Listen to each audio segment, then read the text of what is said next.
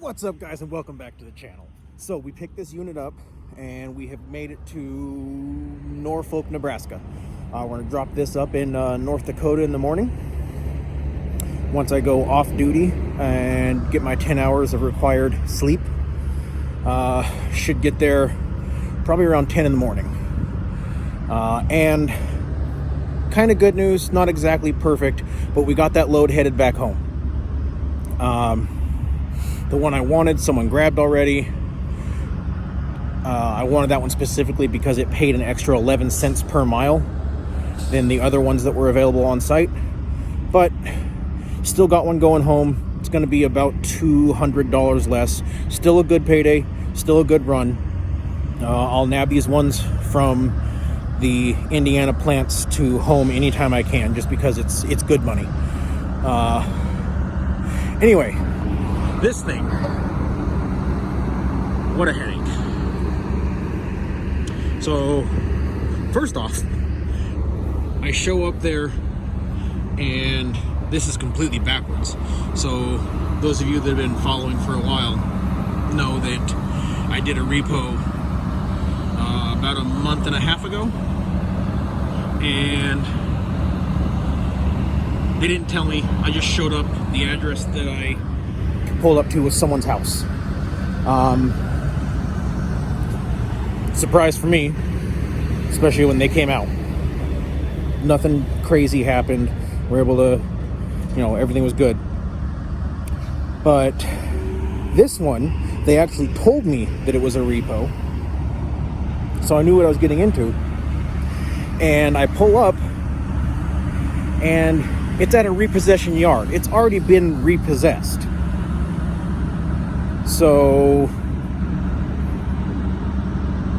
I guess they told me for nothing? I don't know. Anyway, I get there and they've got batteries in it and everything's rusted, and I tried to take the nut off and it started like spinning the post.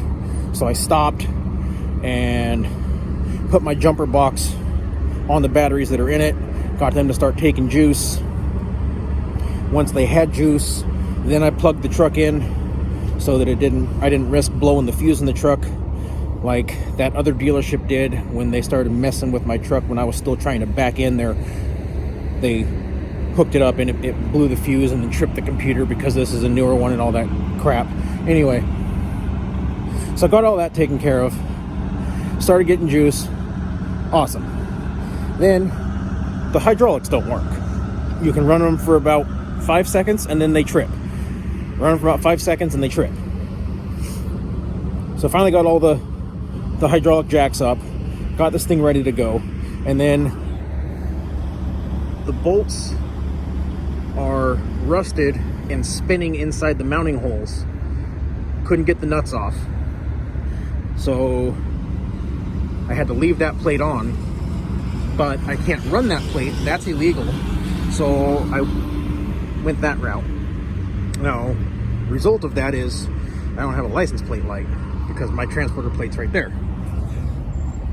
So this is legal, by the way, to do it this way. Just not supposed to run at night. So I still had an hour left on my clock, but the sun's starting to go down, so I pulled in here. It's not a pilot like I normally like, but next best thing, I suppose.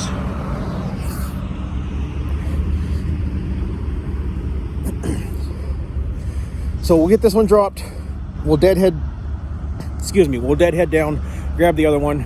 I'm not sure I'm going to have enough hours to get home. I may have to do a 34 reset mid-trip. We'll see.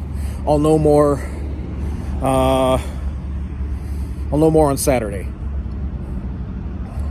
But with all that being said, I've started my pre-trip or post-trip inspection for the day. I'm going to go ahead and finish that. I'm going to run in there, get something to eat. Just wanted to give you guys an update. All went well, no problems. Wasn't really a repossession. So as always, those of you out on the roads, I wish you fair winds and following seas, and I'll catch you on the next one.